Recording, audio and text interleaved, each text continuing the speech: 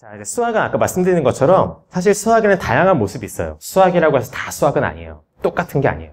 그래서 학문 본연으로서의 수학의 모습이 있고, 그리고 여러분들 아마 대부분이 인식하실 것은 교과목으로서의 수학 혹은 시험 과목으로서의 수학일 거예요. 이 셋은 본질도 다르고 목적도 다르고요. 당연히 이거를 잘 하기 위한 수단도 다릅니다. 근데 이제 학문 본연으로서의 수학이나 교과목으로서의 수학은 이제 여러분들이 제 유튜브 아까 이제 보셨던 일부러 제가 똑같은 옷을 맞춰 입고 온 거예요. 이상한 쌤은 이게 1년 전 영상이거든요. 1년 동안 옷을 안 갈아입고 있는 게 아니라 이 영상을 보시면은 제가 그 이야기하는 수학이라는 게 학문으로서의 수학, 교과목으로서의 수학, 그리고 우리가 실제로 궁금해하는 그 시험 과목으로서의 수학이라는 게 어떻게 다르고 어떻게 접근을 해야 되는가에 대해서 제가 길게 이야기하는 영상이 있어요. 한 번쯤 참고해 주시면 좋을 것 같아요. 잠깐만 그 감을 잡게 해드리자면은 가령 예를 들어서 영어를 생각해봅시다. 영어라고 해서 우리가 다 똑같은 영어인가? 실제 언어로서의 영어랑 당장 시험을 치르기 위한 영어랑 다르잖아요. 우리가 자녀들을 당장 중간고사 시험 대비를 시키기 위해서 한 달 전에 미국으로 어학연수를 떠나보내진 않죠. 네, 사실 수학은 그것보다도 훨씬 더 현격하게 큰 차이가 있어요.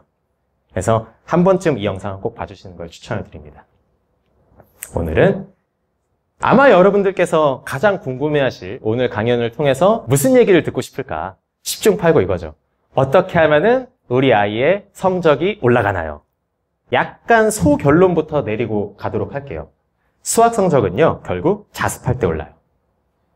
여러분들이 흔히 오해하시고 착각하시는 게 뭐냐면 어떤 되게 뛰어난 선생님의 수업을 들어야만, 혹은 동네에 어떤 되게 유명한 학원을 가야만, 혹은 어떤 실강에서만 뿌려주는 그런 고급 자료들을 얻어내야만, 혹은 뛰어난 그 성적을 거두고 있는 모범생들이랑 내 그 아들이 딸이 어울려 놀아야만 등등등 그렇게 해야 성적이 오른다라고 착각을 하세요. 네. 강의를 들을 때는 성적이 하나도 안 올라요. 이 강의 내용을 가지고 내가 문제를 풀면서 계속 부딪혀보고 고민하고 때로 좌절도 겪고 이 과정이 있어야만 성적이 오르는 거예요. 좋은 자료가 있어 봐야 그 좋은 자료를 이 아이가 완벽하게 체화하기 전에는 성적이 안 오른다고요. 그런 뭐 좋은 수업이라든가 좋은 선생님이라든가 혹은 좋은 친구라든가 자료라든가 이런 거는요, 일종의 비타민 영양제와도 같다고 보시면 돼요. 있으면 좋죠. 있으면 좋지만 필수적인 건 아니에요. 오히려 과하면 독이 돼요. 사실 아이들의 성적을 올리는 거는요, 식사만 잘해도 되거든요. 충분해요. 여러분들은 이제 그렇게 느끼시기 어렵겠지만 사실 저는 교육과정을 한 2010년 때부터 계속 보고 있잖아요. 수학의 전체 내용, 우리가 교과목에서 다뤄지는 수학 전체 내용이 점점점 줄어드는 건 아시죠? 엄청 많이 줄어들어서요. 식사만 잘해도 실제로 성적이 잘 나올 수밖에 없는 상황이에요, 현재는. 그래서 결국 중요한 건 어떻게 애가 문제를 스스로 풀고 자습을 하게 하느냐가 관건인 것이죠. 그러니까 여러분들이 학기 중에 만약에 학원을 다니고 있고 학원에 특히 더군다나 그것이 수업을 듣는 방식의 강의다, 그런 수업이 이루어진다라고 하면은 초조함을 느끼셔야 돼요. 그거는 정말 아이가 성적이 올라갈 시간을 갉아먹고 있는 시간이거든요. 여러분들이 학원에 대한 의존도를 많이 줄이시는 게 사실은 필요해요. 요새 특히 그래요. 근데 수학 강의가 필요하지 않다라는 건 아니에요. 학원이 필요하지 않다는 건 아니고 최소한 이제 처음 그 개념을 배울 때는 물론 강의를 듣는 거를 추천을 합니다. 독학으로 개념을 배운다라는 거는 그건 쉽지 않고요. 근데 이 개념 강의는 그럼 언제 보통 배우느냐 이따가 말씀드리겠지만 사실 겨울방학, 여름방학 때만 해도 개념 강의는 끝나거든요. 제가 한창 학생들 가르칠 때가, 그러니까 저는 이제 고3들을 주로 가르쳤어요. 근데 고3 학생들 중에서는 실제로 공부를 전혀 안 챙기고 있다가 이제 고3 막 돼가지고 발등에 불 떨어지니까 이제부터 수학 공부한다고 덤벼드는 학생들 꽤 많거든요. 그래서 어쩔 수 없이라도 고등학교 1학년 것부터 수학을 한번 다 훑을 필요가 있어요. 근데 지금보다 못해도 이과 기준으로는 그 공부해야 되는 양이 못해도 1.5배는 많았었던 한 2016, 2017년 그때쯤에 제가 그 이과 학생 기준으로 수학 1학년부터 3학년 이과 전체를 다 끝내는데 개념 강의가 얼마나 걸리냐? 3주 걸려요. 3주요. 제가 조금 잘하는 것도 있으니까. 동네 학원을 기준으로 했었을 때는 어쨌든 그 한 해에 배워야 되는 개념 강의 정도는 겨울방학, 뭐 추가적으로 한 여름방학 조금 정도면 끝난다고요. 그 시간 정도만 필요해요. 기왕이면 저는 인강을 추천을 하는데 아이가 스스로 인강을 할 그 자력 의지가 없다 나가면 차라리 과외를 추천을 하고 아니라고 한다면은 이제 관리형 학원을 뭐 보내거나 이런 방법도 있어요. 조금 이따 말씀드릴게요. 그 다음에 이제 개념 강의를 다 떼고 나면은 그럼 유형 강의 같은 게 또 필요합니다. 아이들이 이제 주로 잘 나오는 시험에 잘 나오는 유형들에 대해 숙달하는 시간이 필요해요. 이것도 처음부터 이 수업이 필요한 게 아니라 일단은 아이가 스스로 이따가 제가 알려드리는 그런 문제집 같은 것들을 일단 한번 부딪혀 봐야 돼요. 사실 개념 수업과 개념 내가 문제집을 풀어보는 이것으로서 어느 정도 체화가 돼서 스스로도 이런 유형 문제집을 풀어나갈 수 있는 학생들 꽤나 많거든요. 그래서 그 과정을 저는 먼저 거치는 걸 무조건 추천을 드립니다. 근데 아이가 너무 힘들어한다.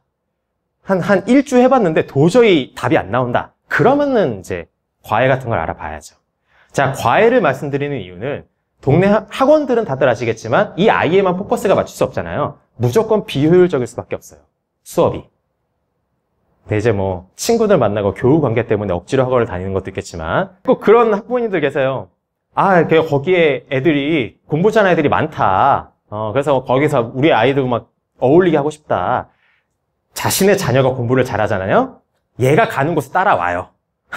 걱정하지 마세요. 공부 자료 같은 거 하나라도 주니까.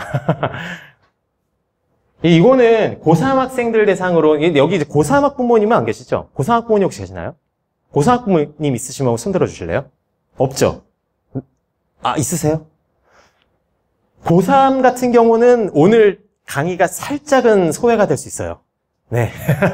고3은 전혀 별개로 가야 됩니다. 저도 고3에 특화된 사람이긴 하지만 오늘 강의는 대체로 고등학교 2학년까지로 보시면 돼요. 중학교에서부터 고등학교 2학년까지. 고3회 같은 경우는 좀 뭐 킬러 유형이라든지 아니면은 마지막에 수능 예상 강의 같은 거 이런 거는 조금 해보는 것도 괜찮은데 이것도 옛날에는 그랬는데 한 2017년, 2018년 정도까지 수능이 이제 21번, 29번, 30번 한창 킬러 문제가 그 트렌드화 됐었을 때는 필요했는데 지금은 안 필요해요. 그래서 제가 거의 읽지 마시라고 제가 글씨를 연하게 하는 거예요. 요런 정도가 강의가 필요합니다. 요거 정도만. 자, 그래서 일단 연간 학습 흐름이 어떤 식으로 보통 학생들에게 운영이 되는 게 좋은가라는 거를 제가 추천을 하나를 예시를 보여드리는 거예요.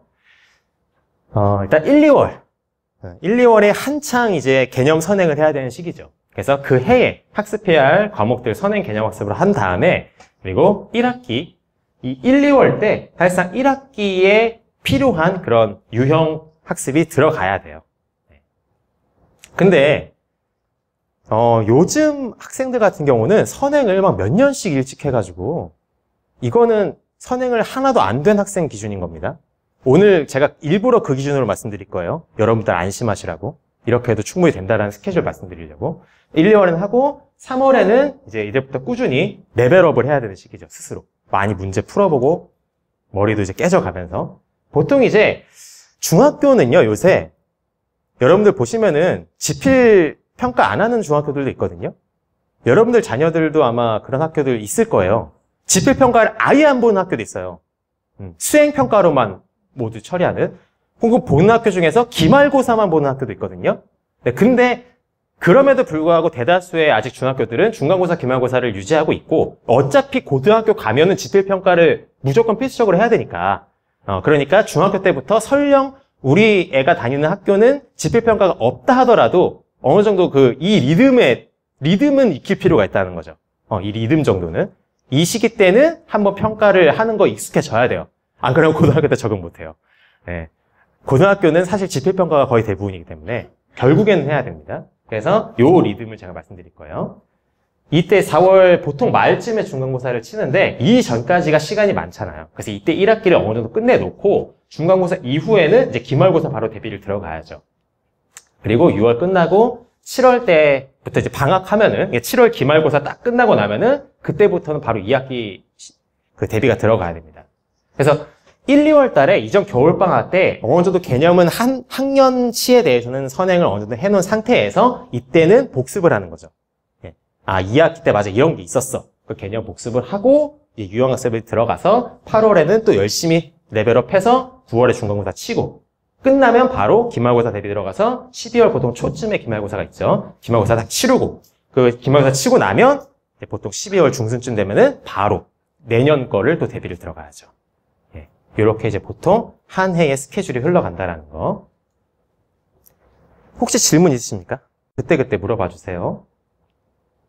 자, 수학 수행평가 얘기를 한 번은 짚고 갈게요. 중학교에서 수행평가도 물론 중요합니다. 근데 수행평가가 보통 어떤 것들을 하느냐라고 하면은 이런 것들을 하죠. 쉽게 하는 방법 중에 하나는 이제 문제 풀이, 발표시키는 거. 고난도 문제 같은 거 이제 준비해서 앞에서 발표. 근데 이거는 따로 뭐 준비할 게 없어요. 예, 그냥 평소에 지필평가 공부하는 거 열심히 준비해 놓으면은 자연스럽게 되는 거고, 탐구 보고서 작성 같은 거 요새 많이 하죠. 소논문 같은 것도 쓰고요. 이거에 대한 팁을 좀 드리자면요. 탐구 보고서 수행평가할 때 수학 탐구 어떻게 해야 되냐. 사실 주제 잡는 게 제일 어려워요. 주제 잡는 거. 근데 주제는요. 유튜브 검색해서 나오는 요새 대중 교양 영상들 많거든요. 되게 그 좋은 유튜브 채널 중 이상현 매스라는 채널도 있고 여러 이제 좋은 채널들이 많이 있어요. 그래서 그 유튜브 영상들을 실제로도 많이들 베끼기는 하는데 저는 꼭 베끼라고 하고 싶어요. 왜냐하면 이런 유튜브 채널들에서 다루는 수학 주제들은 검증된 수학 주제들이거든요. 대중 흥미도도 있고, 그렇죠? 흥미롭고, 그리고 또 너무 어렵진 않고, 너무 어려운 영상을 올려봐요. 조회수가 안 나오잖아요. 어느 정도는 학생들 눈높이에서도 충분히 커버 가능한 그런 수준의 영상들을 한다고요. 대중성이 어느 정도 받쳐져 있다는 것은 검증된 주제다. 근데 이거를 주제를 학생 스스로가 찾으려고 하면요, 그거 큰일 나요. 했는데 너무 어려울 수도 있고, 하는데 학생이 막 어려우면 하다가 본인도 스스로 힘들고 괴롭고 나중에 결국 인터넷 복사 붙여밖에 안 되는데, 모든 과제는 이 탐구보고서 작성을 팀 단위로 하는 거죠. 발표하는 학생들이 제일 좋겠죠. 발표를 맡는 게 제일 좋겠지만 만약에 발표를 또 어떤 친구가 맡았다. 그럼 우리 아이는 뭘 하는 게 좋느냐? 설령 자료조사, 뒤에서 백업을 하는 역할을 한다 하더라도 그럴 때는 적어도 이 학생이 어떤 자료를 조사했는지를 좀 그걸 명확하게 서로 이제 역할을 분담을 하든가 이렇게 해서 선생님이 나중에 평가를 할 때 얘가 맡은 역할이 뭐구나라는 건 좀 명확하게 보여줄 필요가 있어요. 그냥 뭐 누구 3명이 자료 조사했다 이렇게 하는 것보다는 각각의 그 역할 분담하는 거. 그래요. 수학 관련 이제 도서를 읽고 독후감 이런 것들도 있는데 이 책을 또 뭘로 하느냐? 무조건 쉽고 재밌는 책을 골라주세요. 제발. 이거. 요새 그 수학 대중 교양서도 많이 좋은 게 많이 나왔어요. 쉽고 재밌는 거 많은데 간혹 이제 베스트셀러 고른답시고 어려운 거 골랐다가 학생이 다 읽지도 못하고 다 드러나거든요. 근데 사실 독후감 같은 경우는 아이가 실제로 한 번은 읽어보고 아이의 그 머리에서 나오는 이야기가 나와야 돼요. 감상이 나와야 되는데 어려운 책을 잡았다가는 결국에 나중에는 이 책의 줄거리 요약밖에 안 되고 누가 이제 뭐 예스24든 교보문고도 이런 데에 썼던 서평 긁어보기밖에 안 되고 그거 선생님들이 다 알아요. 다 아니까 제발 책 잡을 때는 무조건 쉽고 재밌는 수학 교양서적을 잡으라고 해주세요. 물론 뭐 아이가 워낙 고차원적인 사고를 즐기는 학생 같으면은 뭐 어려운 걸 할 수 있겠죠. 근데 그 소화 가능한 걸 하라고요. 소화 가능한 걸. 태도 참여도 평가는 이거는 평소에 수업 잘 들으라고 하시고요. 졸지 말라고 하고. 등등 뭐 사실 여기 되게 많아요. 이런 이제 수학 문화관 같은 곳을 견학한 보고서를 쓰라고 하는 것도 있고 학교 뭐 자체적으로 행사를 해가지고 그거에 대한 평가를 하는 것도 있고 뭐 아니면 뭐 구조물, 수학 구조물 같은 걸 만든 다양한데 제가 등등 하고 오늘 이야기는 제가 그런 얘기를 주로 하진 않겠습니다. 관련해서 궁금한 거 있으신 분 있으면 질문 주세요. 자, 이제부터가 본론입니다. 그래서 어떻게 이제 수학을 애가 공부해야 성적이 오르느냐? 일단 크게 개요부터 잡고 갈게요. 이제 수학 공부는 제가 이제부터 말하는 수학 공부는 시험 과목으로서의 수학을 이야기하는 거예요. 학문 수학 아닙니다. 교과목 수학도 사실은 아니에요.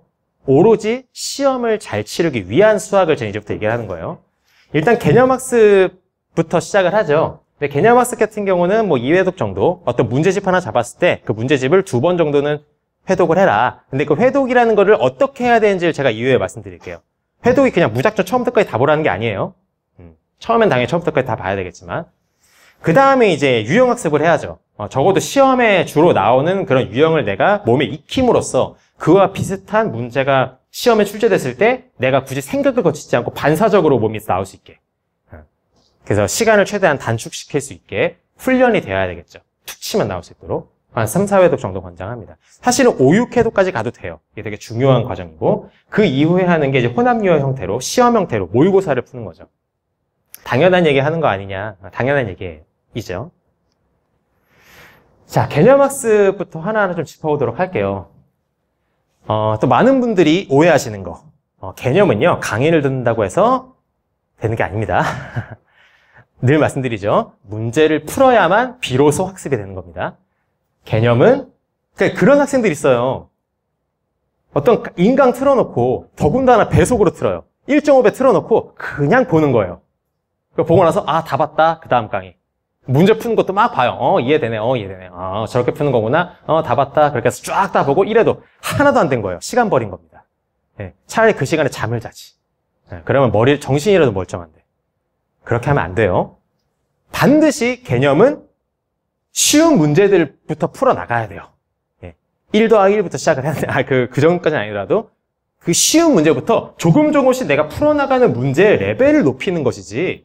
예, 강의는 어디까지나 비타민이라고요. 예, 식사가 아닙니다, 그거는. 그래서 많이 풀고, 해설지를 저는 꼭 보라고 하고 싶어요. 이거. 물론 저랑 교육 철학이 다른 그런 강사분들도 계시고, 교사분들도 계신 거 알고, 그분들 나름대로의 지론이 있으시겠지만, 여러분들은 제 지금 강의를 듣고 있잖아요. 해설은 필수예요. 예, 해설지 반드시 옆에 끼고 봐야 됩니다. 개념 수업할 때 생각해봐요. 뭐 개념 문제 푸는데 고민해가지고 모르는데 이게 고민해서 나오냐고요. 제가 여러분들한테 가령 예를 들어서 자 지금부터 1시간 동안 리만 가설에 대해서 고민해보시고 답해보세요라고 하면 좋은 답이 나올까요?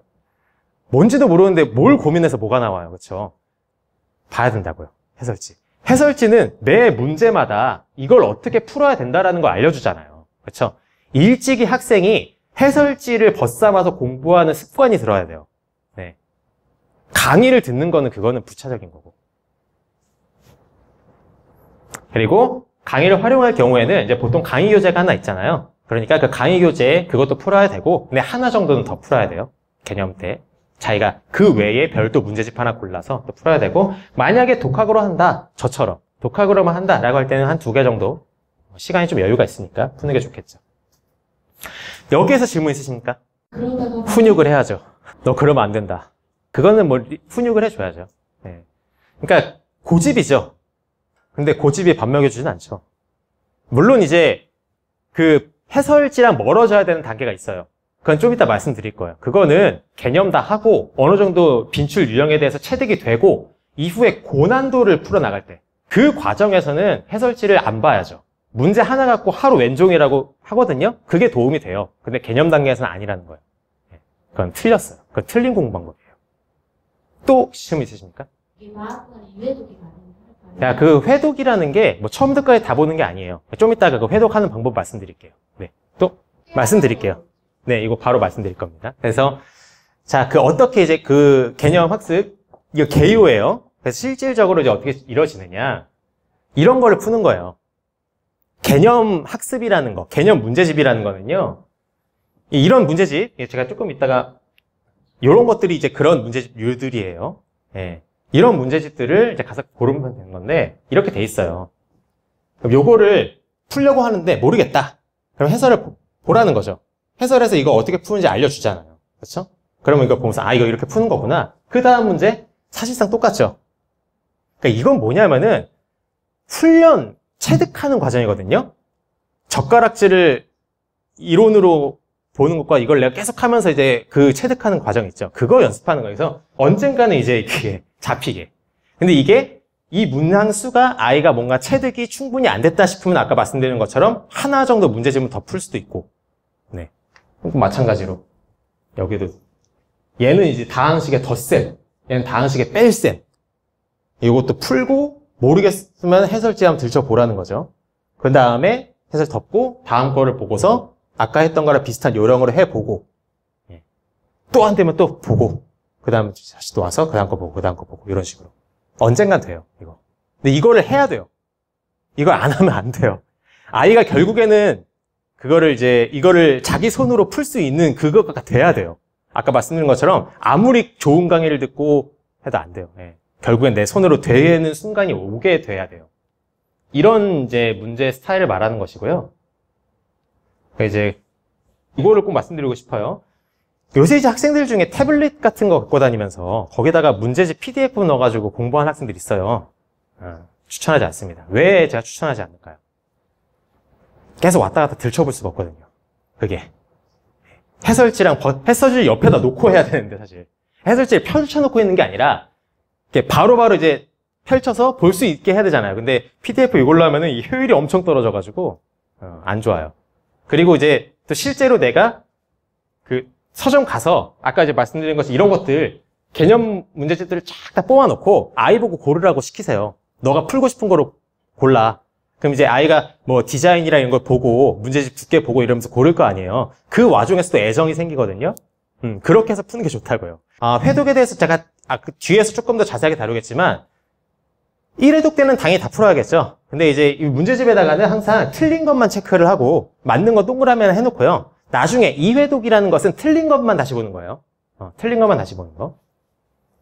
근데 이제 개념 문제집 같은 경우는 그렇게 틀린 게 많이 막 나오진 않을 거예요.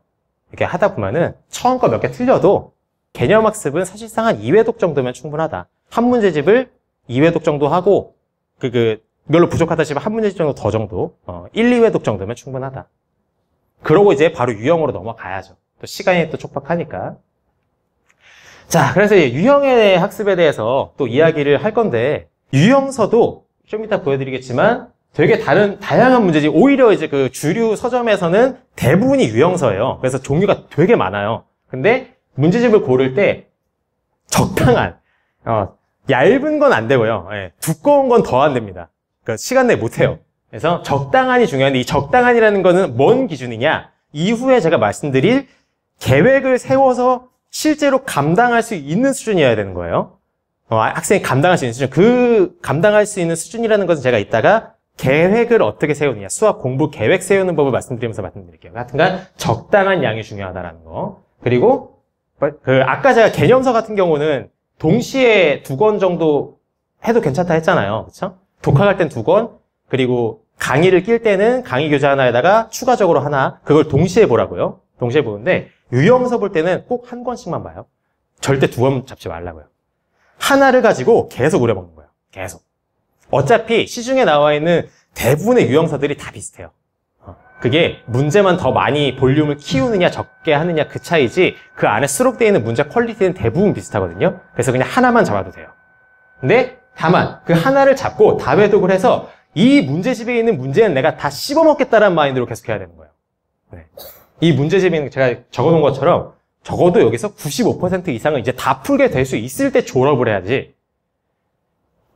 제가 이후에도 말씀드리겠지만 결국 수학 성적은 언제 오르느냐, 자습할 때 오른다고 말씀드렸죠. 그게 또 뭐냐면은 내가 풀 수 없었던 문제를 풀 수 있게 될 때 성적이 올라가는 거예요. 그러니까 되게 안타깝게 이제 공부하는 학생들 뭐냐면은 세니든 뭐 RPM이든 이런 걸 풀어요. 풀고 틀린 것들 있죠. 그걸 나중에 안 봐요. 그리고 다른 뭐 RPM을 다 한번 본 다음에 센을 또 봐요. 그 다음에 또 이제 막 풍산자 보고 뭐 개념 플러스 유형 보고 그렇게 해서는요, 시간만 들어가고 아이의 성적 향상은 하나도 안 이루어져요. 한번 싹 보고서 틀렸던 것들을 다 체크를 해요. 그래서 체크를 하고 2회도 갈 때 틀렸던 것들을 다시 보고 그에서 또 틀릴 거예요. 한 10개 틀렸으면은 2회독 때 10개 틀린 것 중에 8개 다시 틀리거든요. 대부분이 그래요. 그것들을 결국 3, 4회독 하면서 그걸 극복해냈을 때 이제 성적이 올라가는 거예요. 그래서 이제 유형서라는 건 이런 거죠. 아까 이제 개념보다는 조금 이제 난이도가 더 있죠. 근데 어쨌든 이 비슷한 유형들끼리 컬럼을 맞춰서 대표 문제가 있고, 그럼 요거를 이제 보는데 당연히 모르겠죠. 그럼 해설을 벗삼으라고요. 해설을 보고 해설에서 이걸 이렇게 푸는 거구나 하고서 이제 보는 거예요. 문제 해설 덮고 그럼 좀 비슷하잖아요. 보통 이제 유형서들이 낮은 난이도에서부터 밑으로 내려갈수록 어려워지는, 이거 사실 제가 밑에 자른 건데 더 있어요.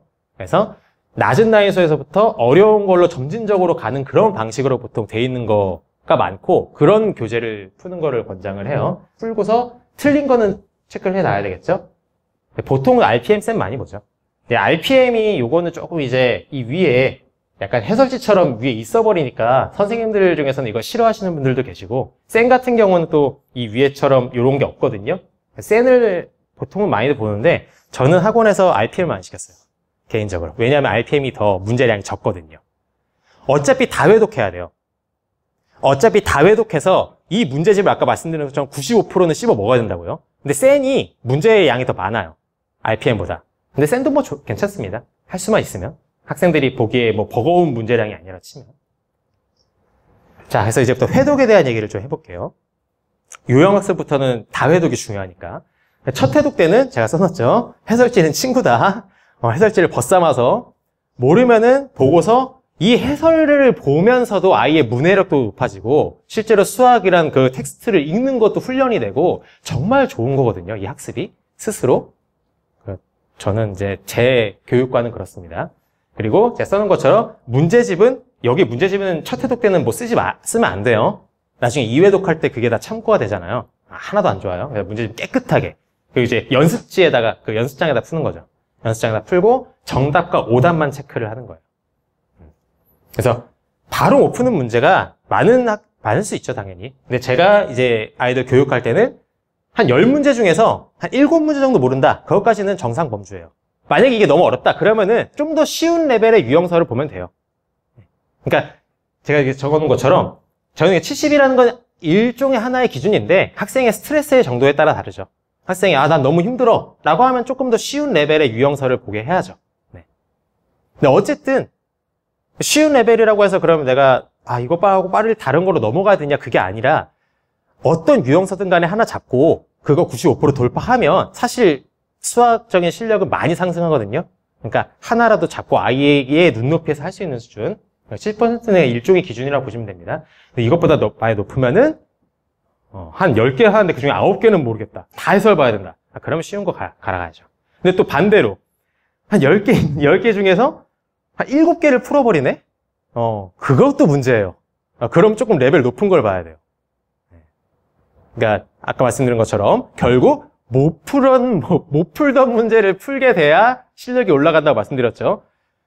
내가 문제집에서 그냥 내 스스로 풀 수 있다라는 것은 그만큼 시간 낭비거든요, 사실은. 사실 안 풀어도 되는 거였잖아요. 시간 낭비인데 다만 아이의 자존감, 아이의 자신감 형성을 위해서는 풀 수 있는 문제도 좀 있어야죠. 그렇죠? 10문제를 다 못 풀면은 아이가 좌절하고서 이제 수학에 그냥 학을 떼버리잖아요. 그럼 그건 안 되겠고, 아이의 멘탈 관리상 풀 수 있는 문제가 좀 있는데 그 아이의 멘탈에 따라서 조율을 해야 된다는 거, 그 말씀 드리는 거예요. 2회독 때, 그럼 2회독 때 어떻게 하느냐? 그래서 1회독을 해서 1회독에서 맞췄던 문제는 풀지 마세요. 풀지 않게 시키세요. 예, 그건 시간 낭비니까. 이제 못 풀었었던 것들만 보는 거예요. 틀렸었던 것들. 그러니까 못 풀었던 거, 아예 몰라서 못 푼 거, 풀었는데 틀린 거 있죠. 풀었는데 틀린 것도 마찬가지예요. 그 계산 실수도 똑같은 거 또 하거든요. 결국에는 틀렸었던 것들을 바탕으로 2회독을 들어가야 되고, 제가 이게 적어놓은 것처럼 이 과정이 조금 필요해요. 2회독 때는 2회독 때부터는 조금씩 이제 해설지랑 이제 좀 멀어져야 되는 순간인 거였는데, 이제 봤었을 때 해설지를 보면서 내가 이 문제를 어떻게 접근을 못했구나, 내가 어느 포인트를 떠올리지 못해서 그래서 내가 이걸 막혔던 거구나가 해설지가 알려주잖아요. 그렇죠? 그 포인트들을 조금 이제 메모할 필요가 있다. 근데 이 메모는 어디다가 하느냐? 그냥 단순한 키워드를 적는 방식이라고 한다면은 사실 문제집에 해도 괜찮아요. 네, 문제집에다가 뭐 이렇게 키워드 몇 단어 정도. 근데 조금 이게 텍스트가 길 것 같다라고 하면 아예 노트로 아예 정리하는 것도 괜찮겠고. 근데 문제집에다가 키워드 몇 개 정도 적는 건 괜찮아요. 그거는 왜 막히는지, 어떻게 돌파해야 하는지 이런 것들을 스스로 해서 약간 좀 그런 거죠. 이 학생의 맞춤형 해설지를 스스로가 만드는 거죠. 그냥 문제집에 딸려있는 해설지는 범용적인 해설지고 내가 실질적으로 어느 부분에서 막혀서 내가 못 풀었는가, 내가 실질적으로 풀었는데 어떤 계산 실수를 해서 틀렸는가, 이런 것들을 아이 맞춤형으로 스스로 점검할 수 있게 그 정도는 체크를 해줄 필요가 있겠다. 됐죠? 이제 N회독, 3회독, 4회독 넘어갈 때요, 이제부터는 해설지를 멀리 해야 됩니다. 키워드를 아까 제가 좀 적으라고 한 이유가 뭐냐면 이제부터 해설지를 웬만하면 이제 멀어져야 되니까 문제집에다가 자기가 못 풀었었던 거에서 그 키워드를 보고서 스스로 이제 고민을 해봐야 되는 거죠. 내가 다시 돌아와서 3회독이 들어갔는데 내가 이게 적였던 게 뭐였지? 내가 이걸 메모를 왜 적어놨었지? 애가 이제 고민해보게 해야 되는 거죠. 뭐에서 내가 막혔는가, 계산 실수는 내가 어떤 지점에서 계산 실수를 했는가라는 거를 스스로 상기해보면서 계속 공부를 해야 됩니다. 95%라는 것도 일률적이고, 여러분들, 자녀분들이 이제 봤었을 때, 시간이 촉박하다, 그러면은 못할 수도 있겠지만, 5, 6회독도 사실은 저는 가치가 있다고 봐요. 애가 너무 지겹지만 않으면. 이게 이제 이 문제는 너무 지겨워. 도저히 이제 공부가 안 되겠어. 라고 하면 졸업하고 다른 거 해야죠. 다른 거라는 건 이제부터는 시험 대비 훈련을 해야 되는 거죠.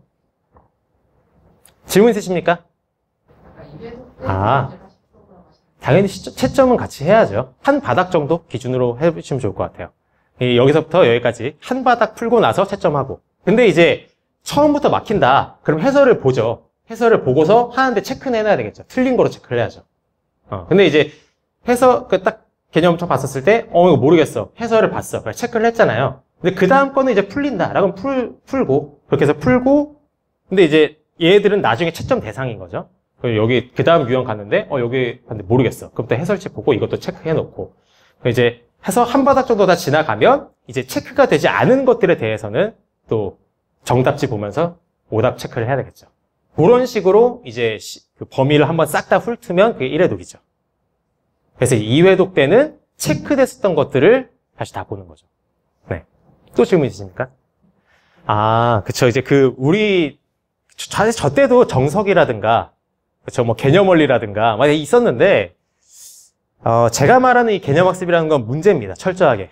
오늘 우리가 얘기하는 거는 시험, 어떻게 성적이 잘 나오냐 얘기잖아요. 근데 그 성적 잘 나오는 건 결국에 문제를 푸는 것이고, 개념이라는 것도 결국 시험에서 나오는 그 스타일의 개념들로부터 시작을 해야 된다는 얘기인 거고요. 저는 개념 원리라든지 정석이라든지 그런 걸로 개념을 시작하는 건 전 반대입니다. 인강을 듣고 선생님이 알려주잖아요.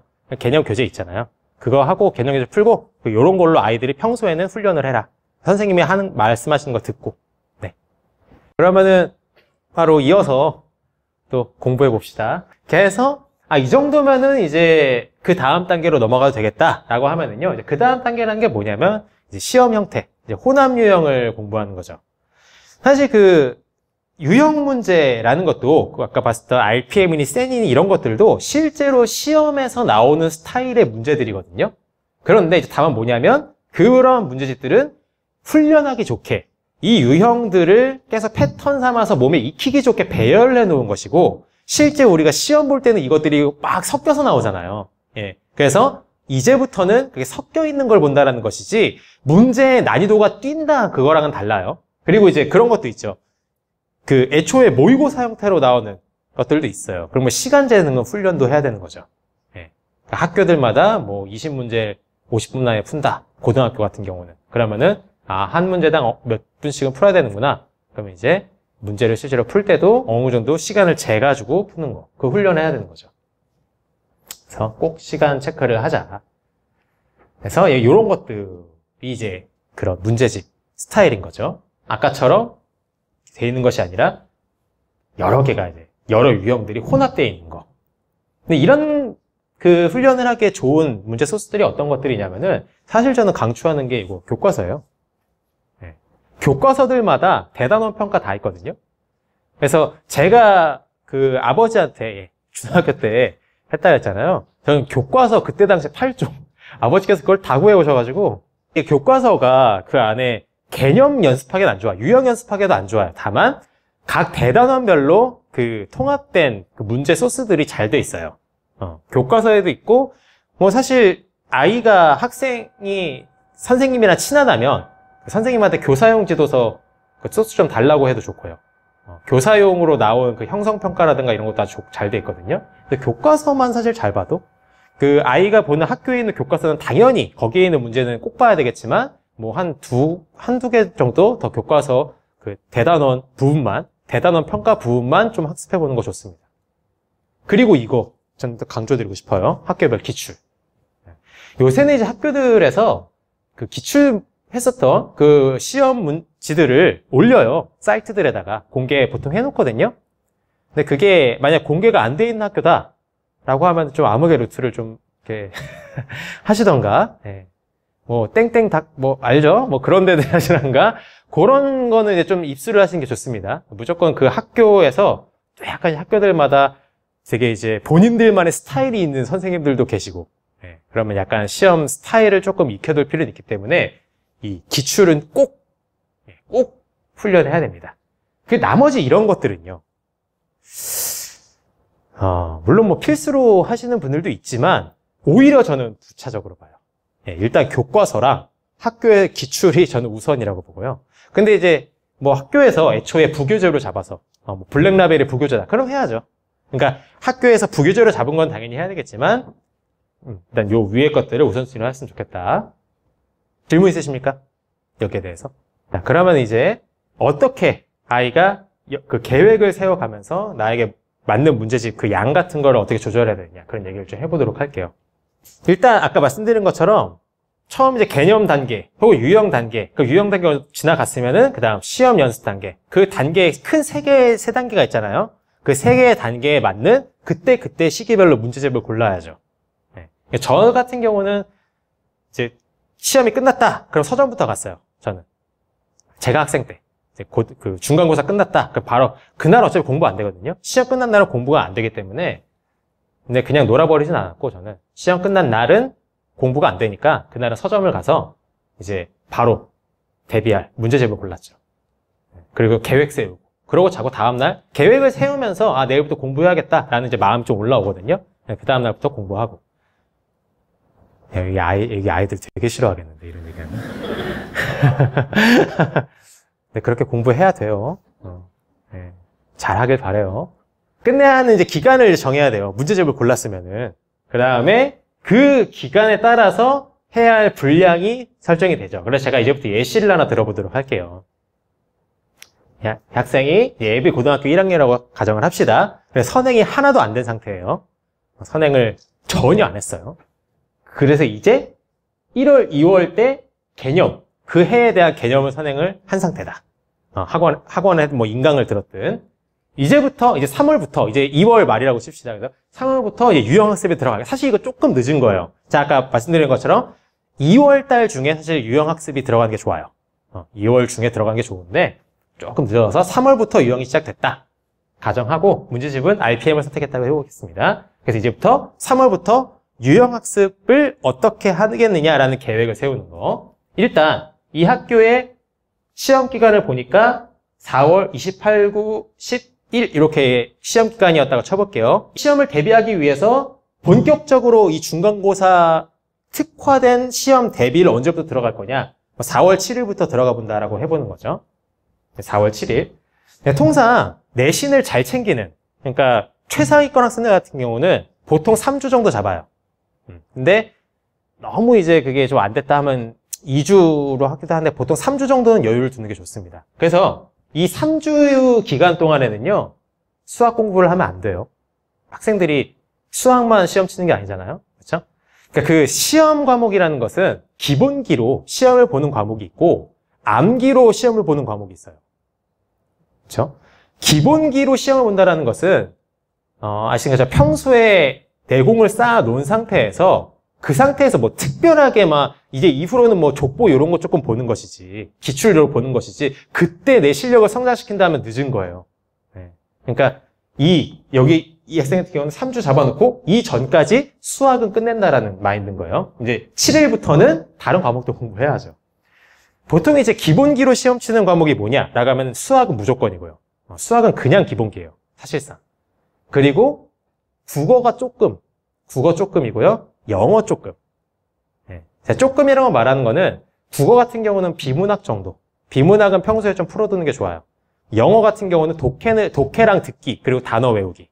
그거 정도는 평소에 하는 게 좋은데, 사실상 내신 시험, 뭐 여러분들도 이제 자녀들 키워보면서 알겠지만, 내신 시험에서는 영어도 거의 암기 과목이라고 보면 돼요, 사실상. 국어도 사실상 그렇고요. 뭐. 그래서 거의 대부분의 시간은 수학 공부한다 생각하면 돼요. 아까 그 자습 시간 뭐 4시간이다 라고 하면은 그 중에 3시간은 수학 공부하는 거예요. 실제로. 이 영어 단어는 길거리 걸어 다니면서 외우고.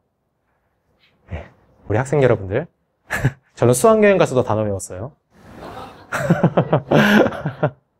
그렇게 해야 친구들보다 내가 열심히 살았다라는 걸 입증할 수 있지 않겠어요. 파이팅. 지금 이 잡학생 같은 경우는 저처럼 그렇게 빡센 아이는 아니에요, 참고로. 그래서 3월 24일부터는 이제 이 7일부터는 이때부터는 수학의 감을 유지하는 기간이에요. 그냥 가끔 한 이틀에 한 번 정도 모의고사 풀고 이틀에 한 번 정도 족보 풀고 그런 식으로만 하고 수학 시험 바로 전날 그때 이제 그날은 빡세게 해가지고 다시 빡 올린 상태로 다음날 시험 치는 거지. 이 전에 끝내놓고 근데 이제 요 혼합 유형 공부하는 것은 24일부터 한 2주 정도 기간 잡으면 돼요. 보통 한 2주일 정도는 혼합 유형을 연습하는 기간. 자, 그러면은 유형학습하는 기간은 이 전까지인 거예요. 이해되시죠? 개념은 끝내놓고 2월까지로 개념은 끝내놓은 상태에서 3월 1일부터 23일까지는 유형학습하는 시간. 그리고 24일부터는 혼합 유형하는 시간. 그러면 이제 한 23일 정도의 유형학습 기간이 생기네 라는 게 잡히죠. 이제 유형학습도 여러 회독을 해야 한다 그랬잖아요. 그래서 3회독 정도로 잡아놓고 첫 1회독은 2주일. 보통 요거의 절반 정도로 잡으면 보통 돼요.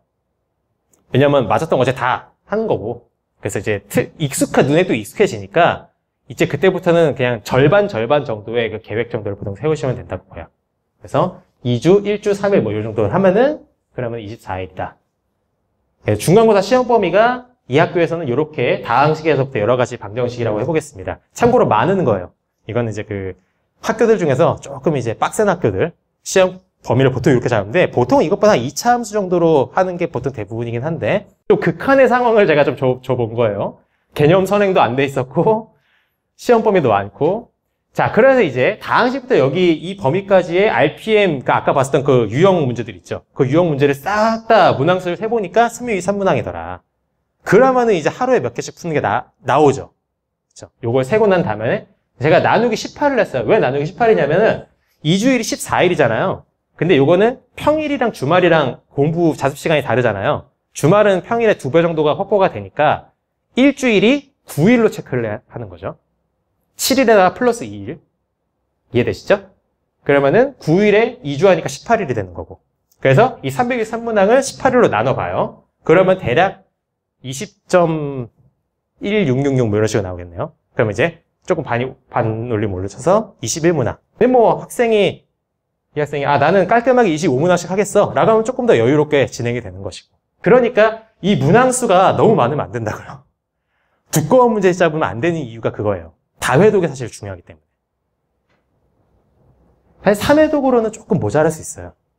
보통 한 4회독, 5회독 한데 아까 말씀드린 것처럼 이후로는 가속 붙어서 그렇게 막 늘어지진 않거든요. 질문 있으시면. 네. 부분이 있는지 궁금하거든요.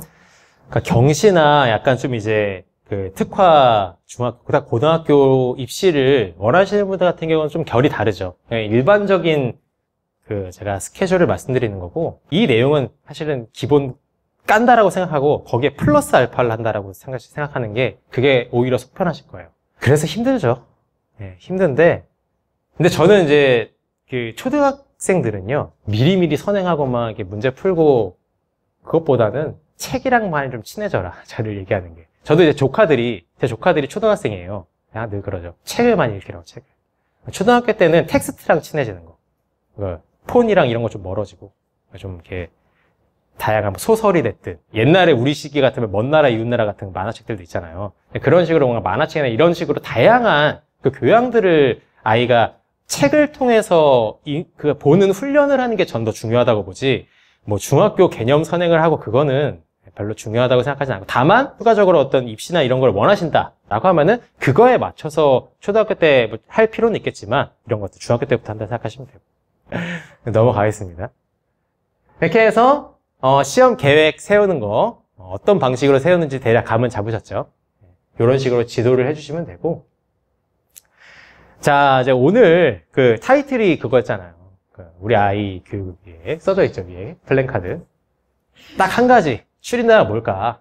제가 여러분들한테 꼭 전해드리고 싶은 한 가지는 이겁니다. 결국 주도적으로 공부해야 한다고. 특히 수학은 스스로 주도적으로 해야만 합니다. 제발, 제발. 제가 써놓은 것처럼 사실 학생 스스로가 내가 지금 충분한 상태인지 부족한 상태인지에 대한 인지는 가장 빨리 하거든요. 학원을 다니지 말라는 게 아니에요. 다만 학원에서 하는 시스템 그대로 따라가게 하지 말고 아이가 학원을 이용하게 해야 한다는 거죠. 그러니까 내가 뭔가 부족한지도 모르는데 내가 뭐 아무런 생각이 없어요. 아무런 생각이 없는데 학원 선생님이 야, 너 지금 이런 게 부족하니까 너 지금 이거 해야 돼 라고 해서 떠먹여주는 방식으로 공부하는 거랑 아, 내가 지금 뭔가 부족해. 근데 뭐가 부족한지 잘 모르겠어. 아, 그러면 선생님한테 상담을 받아볼까? 라고 해서 학원 선생님한테 제가 뭔가 좀 부족한 것 같은데 정확하게 뭔지 모르겠어요. 좀 알려주세요. 라고 해서 상담 받아서 거기서 이제 코칭을 받고 이제부터 이거는 많이 다르다고요. 그것이 좀 훈련이 되면은 이제는 아, 내가 지금 이런 게 부족하니까 이걸 메꾸기 위해서는 내가 뭘 공부해야 되겠구나 라는 단계가 가면 이제 끝나는 거야. 거기서부터는. 거기서부터 독학이 가능해요. 네. 그러니까 그거를 사실 훈련을 시켜야 되는 거고 물론 엄청나게 사교육에 막 투자를 해서 아이를 좋은 대학을 보내는 게 불가능한 건 아니에요. 근데 이제 학부모님들 허리가 많이 휘실 거예요. 그리고 언제까지 휘실 겁니까? 아이 대학 가면 끝이 아니거든요. 학점 관리도 다 해줄 거예요. 대학 가서 요새 실제로 요새 그 대학교 인강 많은 거 아세요? 대학교 그 수업을 애들이 스스로 공부를 못해서 과외받고 와, 그래서 저도 제 유튜브 그 채널에 그 대학 전공 수학 그 강의들이 있는데 조회수가 계속 높아요. 저는 그거 보면서 안타깝죠. 그거 언제까지 할 거냐. 아, 대학 가서는 이제 스스로 공부를 해야죠. 근데 그것도 안 되고. 아, 그럼 군대는? 아들 같은 경우는. 군대도 다 여러분들이 스케줄 짜줄 거예요? 애가 가가지고 이제 휴가 나오는 거 계획 조정해주고. 나중에 취업도 다 해줄 거예요? 자소서 다 써주고. 코칭 받고. 나중에 자산 관리는? 네, 회사 가가지고 이제 월급 벌기 시작하면 그거 학부모님들이 다 그거 아 이건 이렇게 하고 은행 어디에다 그거 다 해줄 거냐고요. 결혼은 자녀 계획은 언제까지 하시려고요. 그러니까 반드시 우리 청소년기 때 중학교 고등학교 때 스스로 내가 문제를 해결하는 거를 길러야 된다고요. 그것에서 가장 필수적이면서도 좋은 게 수학이에요. 사실은. 왜냐 수학은 암기 과목이 아니니까. 이거는 정말 기본기 싸움이거든요, 실제로. 수학은 평소에도 안 그래도 계속 극복하면서 해야 되는 과목이다 보니까 아이의 그런 전인적 교육에도 매우 좋은 과목이라는 거죠. 그래서 스스로 계획 세우고 공부하고 돌파하고 힘든 것도 이겨내고 하는 훈련들을 수학을 통해서 반드시 시켜주셨으면 좋겠다. 네. 이거 말씀드리는 거예요. 제일 답답한 게 그런 겁니다.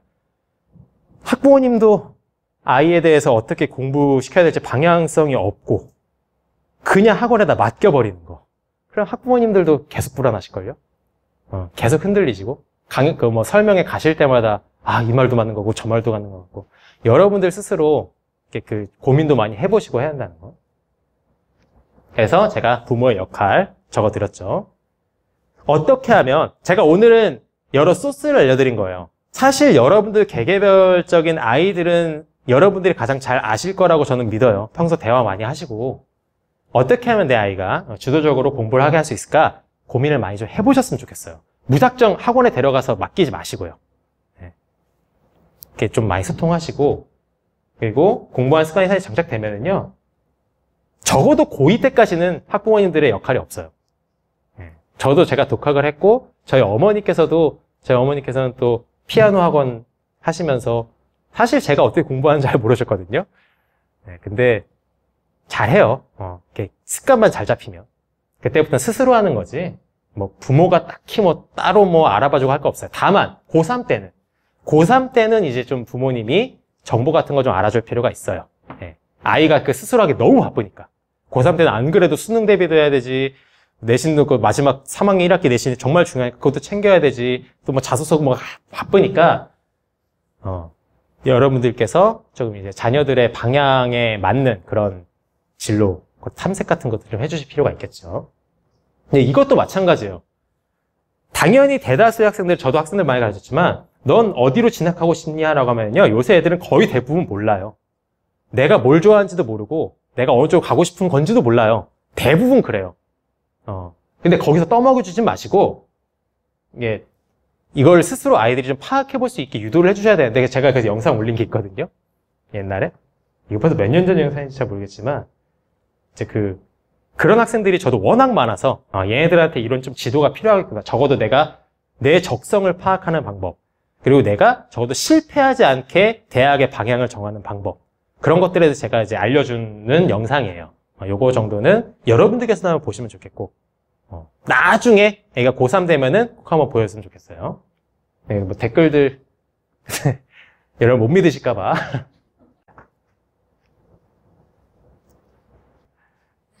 네, 이 말을 하고 싶어요. 여러분들은 그렇지 않기를 빕니다. 근데 보통 내 아이의 수학 교육에 대해서 되게 항상 불안해 하시는 분들의 공통적인 특징이 뭐냐면요. 본인들 스스로가 수학을 무서워하더라고요. 수학이라고 하면 뭔가 되게 어렵고, 나도 어렸을 때 해봤을 때 정말 안 되던데 하면서 그런 아픔들이 있고, 그런 분들이 보통 또 되게 불안해 하세요. 근데 이제 우리는 어른이고, 우리가 공부해가지고 평가를 치러야 되는 그런 입지가 아니잖아요. 그래서 오히려 이제 여러분들이 만약에 다시 옛날에 내가 뭘 배웠었지?